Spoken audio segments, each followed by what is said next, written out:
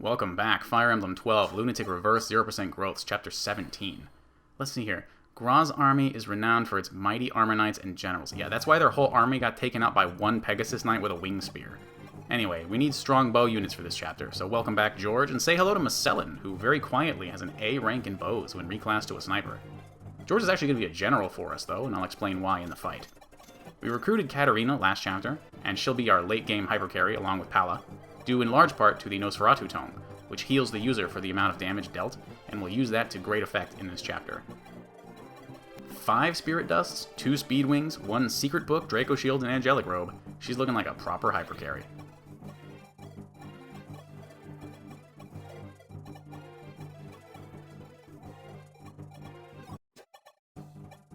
Now we have to check real quick that these 2 snipers in particular have 24 speed and not 25, which is 50-50, so 25% chance we get both.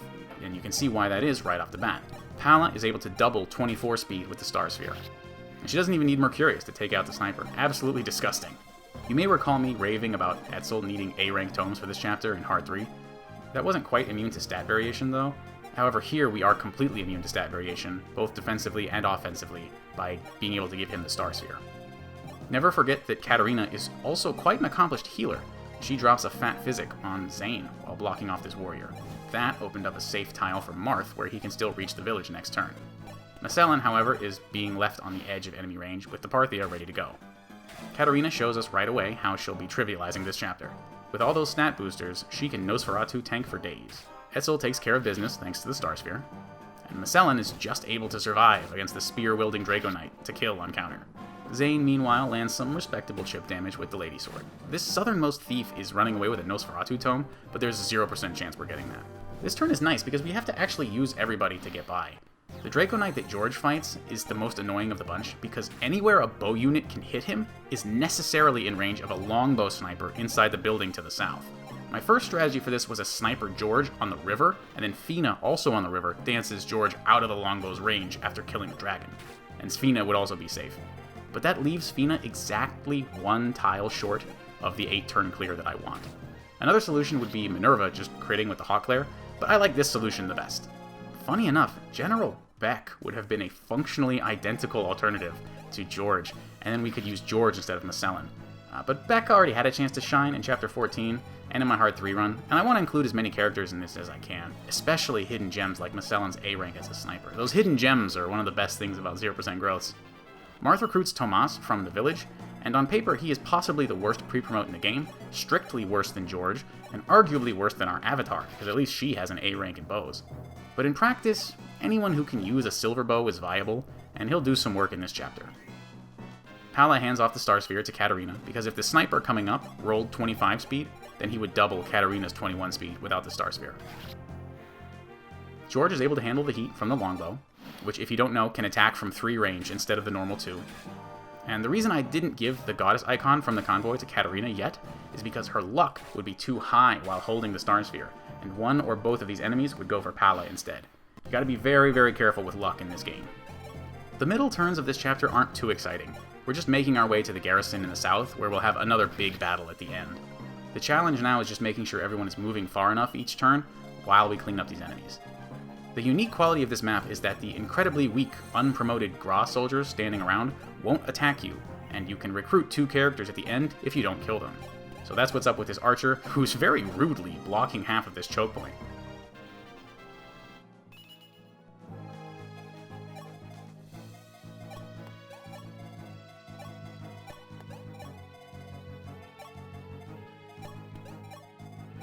The Avatar crits this warrior, which is just going to happen sometimes when you're fielding this many snipers, but Tomas was going to finish him off very easily with a silver bow.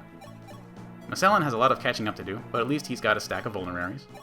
Pala went pretty deep, but the warrior prefers Katarina.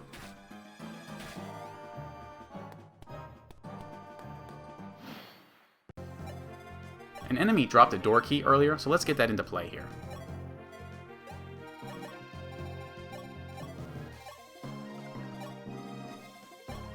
Zane crits, but of course he did not need to. Now check this one out. Minerva is able to just barely reach the longbow sniper for huge damage with her Hawklair. And because Pala got deep last turn, she comes in with the massive Mercurius assist against this max stats sniper. The queens of FE12, baby, the queens! And Katarina, our newest queen, is just barely in range to pull the next two enemies. And Zane needs to get healed up, as well as taking the Star Sphere from Katarina and the door key, so he can open the garrison next turn.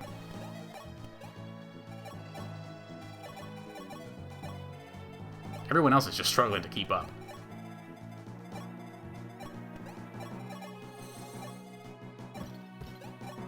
Huge rip to the Angelic Robe village, which was literally required to beat my vanilla hard 3 run, but we actually don't need it this time, resulting in a much faster clear. I do feel bad though. It ain't a full survival run for those families, is it? And this is why I needed this sniper to have 24 speed, because Katarina just can't be holding the Star Sphere right now. It's kind of funny that the boss is so concerned with you saving her soldiers, but not the villages. I'm sure you're catching on by this point. Katarina Nosferatu tanks the pull, Lady Sword for the enemy sniper, friendly snipers for the enemy warrior. And holy crap, he gave us a vulnerary! Opening the garrison causes 2 packs of 3 Draco Knights to spawn at the start of enemy phase. Katarina's in position to tank 1 pack, and we're setting up Masellan after his 3rd vulnerary to counter a Spear Draco Knight from the other pack, like on turn 1. Speaking of vulneraries, I literally just learned yesterday that the Hot Claire can be used in a unit's inventory to recover 10 HP.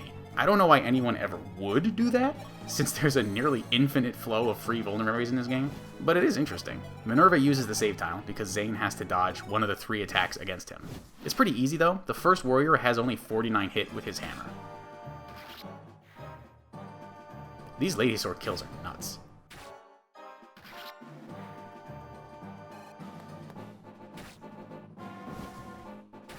Katarina does Katarina things, and Masellan crits on counter with the Parthia, although it should be obvious by now that he didn't need to. This is a pretty interesting turn.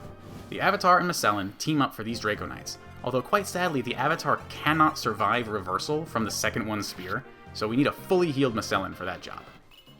Sometimes these 2 knights are in a non-viable formation, but the save tile can fix that.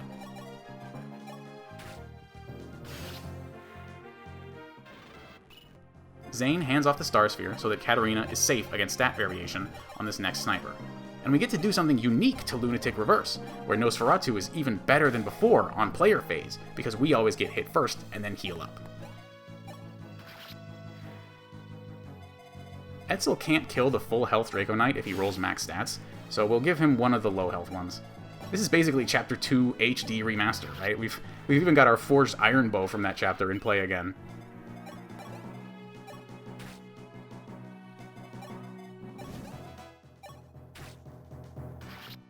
One challenging thing about this turn is that Fina isn't able to help anyone. She can't reach the lower units, and she has to move away from everybody else. Katarina, not having the Goddess icon, draws the aggro to her, and thankfully the warrior attacks before the longbow, since Katarina can't counter and heal up against the longbow. Once again, the Lady Sword cleans up, and check it out! Minerva still delivering those clutch Hot Claire hits with her 10 movement. Who's gonna kill this sniper now? You didn't forget about Aura, did you? Ooh, the queens! The queens of FE12! With Marth and Fina in here, you basically got the entire game standing in one room. This is it, these 5. That's it. As I mentioned, that other George strat on turn 2, if Fina moves her max distance every turn with that strat, Marth will end up 1 tile short of talking to Sheena. But General George got us through that, and Marth is able to recruit Sheena, since we kept all the Graw soldiers alive. Sheena then recruits Samson, both of whom very suddenly become right-handed. That thief who raided the village showed up, because his AI wants to attack us now. So after we buy a door key that we'll use later on, we're going to go ahead and show that thief what a terrible decision he's made. You can't see it, but Etzel has exactly reached B rank staffs as a bishop now, and Militia is 1 staff use away from A rank as a sage. This was a beautiful 8-turn clear on this chapter, 4 turns faster than Vanilla Hard 3, thanks to skipping the Angelic Robe, and also to having vastly more powerful carries. See you next time, and thanks for watching.